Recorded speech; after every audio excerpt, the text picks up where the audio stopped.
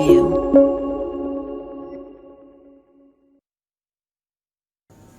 Hello guys and welcome to the new basic learning again. This is the part 2 for class 9th. The chapter is in continuation, which was respiration in plants. So we will learn in this particular part we will learn about the difference between respiration and burning. Most of the students make mistake in this, so we will study this. Respiration is completely entirely different from the burning. So let's see the differences.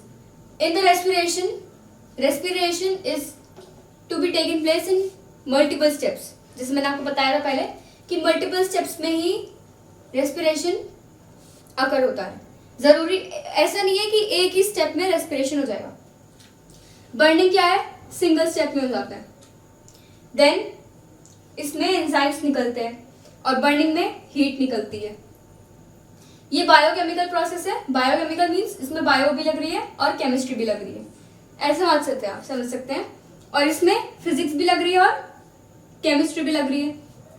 This is physicochemical process. Sorry.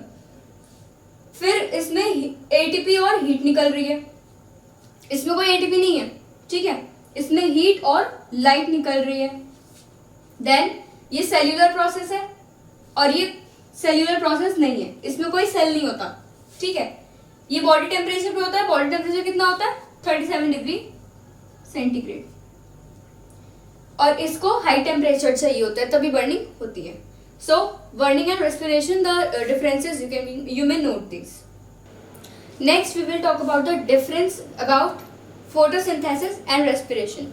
Photosynthesis is also entirely different from respiration. Let's see how. In photosynthesis, plants make their own food by the process not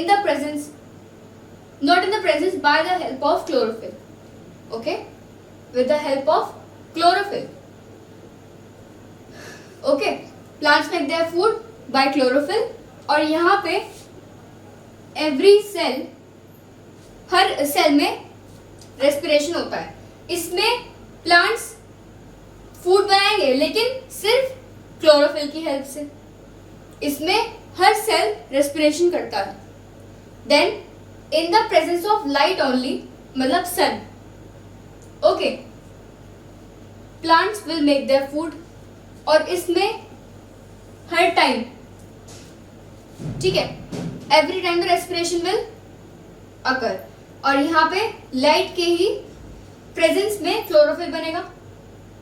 okay. Then CO2, इसमें क्या होता है photosynthesis में?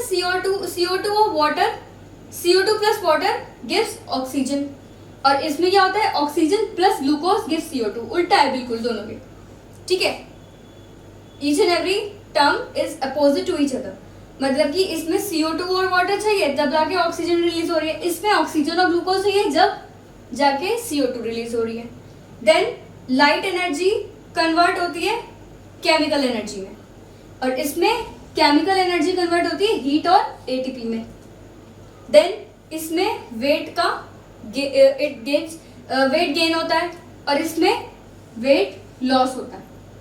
Respiration में weight loss होता है और photosynthesis में वेट गेन होता है. एक चीज और है, इसमें फोटोसिंथेसिस में फूड आ रहा है, मतलब चीजें जुड़ रही है, वेट गेन हो रहा है. So that is the anabolic. Okay. और इसमें वेट लॉस हो रहा है, ठीक है, तो इसे हम कहेंगे कैटाबॉलिक.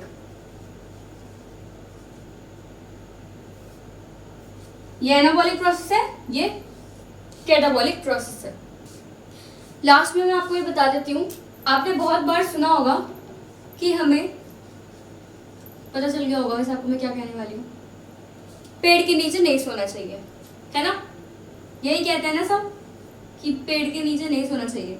अब इसका रीजन भी बता देती हूँ कि इसका रीजन क्या है. कुछ लोग कहते हैं कि CO2 की वजह से, कि CO2 हो जाती है ज्यादा तो इसलिए आपको पेड़ के नीचे नहीं सोना चाहिए.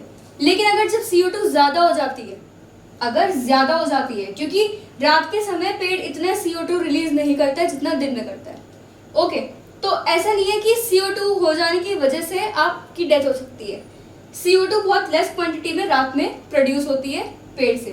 तो ऐसा नहीं है कि इसकी वजह से आपकी डेथ हो जाएगी या ये आपको हार्म पहुंचा देगी, इसका इतना ज़्यादा क्वांटिटी नहीं होती रात में, तो CO2 की वजह से आपकी डेथ नहीं होती। ठीक है, जब ज़्यादा हो जाती है, ये बहुत ज़्यादा, मान लो बहुत ज़्यादा आप एक जंगल में लेटे हैं तब, क्योंकि वो बहुत ज़्यादा घना एरिया होता है, बहुत ज़्यादा पेड़ होते हैं वहाँ पे, तो उस हिसाब से अगर आप वहाँ सो रहे हैं, वैसे सोना नहीं चाहिए, वो टॉक्सिक हो जाती है, एक तरह से आप पॉइजनस कह सकते हैं जब ज़्यादा हो जाती है। ठीक है, पॉइजनस हो जाती है, टॉक्सिक हो जाती है, तब आपकी डेथ हो सकती है। ऐसा नहीं है कि एक पेड़ खड़ा है, दो पेड़ खड़े हैं और रात में आप सो गए तो इस वजह से आपकी डेथ हो जाएगी, नहीं। मेन रीजन ये है कि कोई कीड़ा, आपको कीड़े होते हैं बहुत सारे, वो हार्म पहुंचा दें, कोई बर्ड होती है वो नुकसान कर दे। ठीक है, कहीं जंगली एरिया में, ठीक है, जहाँ ज़्यादा घना एरिया होता है, वहाँ कुछ शेर आ सकते हैं, चीता आ सकता है। That's why it is very, मैं आपको बता देती हूँ पहली बात कि इतना ज़रूरी, इतना दिमाग लगाने की ज़रूरत नहीं है इस बात में कि CO2 की वजह से डेथ हो जाएगी। ठीक है, और ना ही ऐसा है कि गोस्ट होते हैं, ये भी बहुत लोग मानते हैं कि पेड़ पे आत्मा है किसी की। ठीक है, तो ऐसा भी नहीं है, ना किसी CO2 की वजह से आपको मना कर सकते हैं, इसलिए क्योंकि रीज़न है इंसेक्ट्स आपको हार्म पहुंचा सकते हैं, बर्ड्स, ठीक है, कोई जंगली जानवर, दैट्स व्हाई इसका रीज़न CO2 बिल्कुल नहीं है। Okay, so now your respiration in plants chapter is completely done. So if you like the video, please hit the like button, share the video, subscribe our channel and hit the bell icon to get more latest updates. Thank you for watching.